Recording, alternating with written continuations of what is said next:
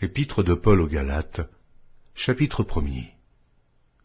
Paul, apôtre, non de la part des hommes, ni par un homme, mais par Jésus-Christ et Dieu le Père, qui l'a ressuscité des morts, et tous les frères qui sont avec moi aux églises de la Galatie, que la grâce et la paix vous soient données de la part de Dieu le Père et de notre Seigneur Jésus-Christ, qui s'est donné lui-même pour nos péchés, afin de nous arracher du présent siècle mauvais, selon la volonté de Dieu et Père, à qui soit la gloire au siècle des siècles.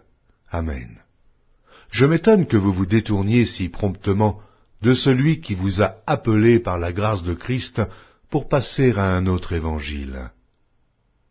Non pas qu'il y ait un autre évangile, mais il y a des gens qui vous troublent et qui veulent renverser l'évangile de Christ.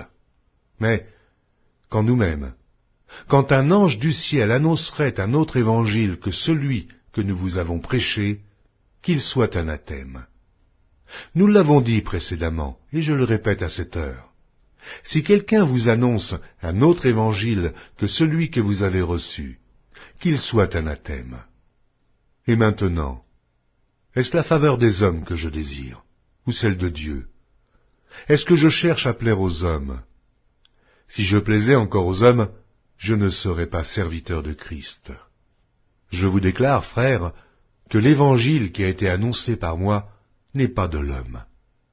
Car je ne l'ai ni reçu, ni appris d'un homme, mais par une révélation de Jésus-Christ.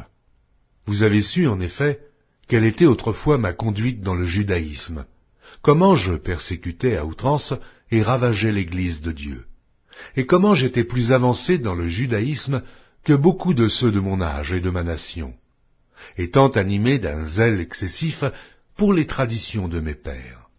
Mais lorsqu'il plut à celui qui m'avait mis à part dès le sein de ma mère, et qui m'a appelé par sa grâce, de révéler en moi son Fils, afin que je l'annonçasse parmi les païens, aussitôt je ne consultais ni la chair, ni le sang, et je ne montai point à Jérusalem vers ceux qui furent apôtres avant moi, mais je partis pour l'Arabie, puis je revins encore à Damas.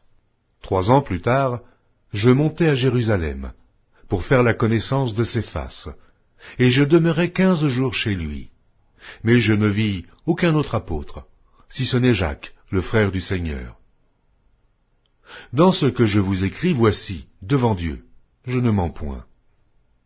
J'allai ensuite dans les contrées de la Syrie et de la Cilicie. Or j'étais inconnu de visage aux églises de Judée qui sont en Christ.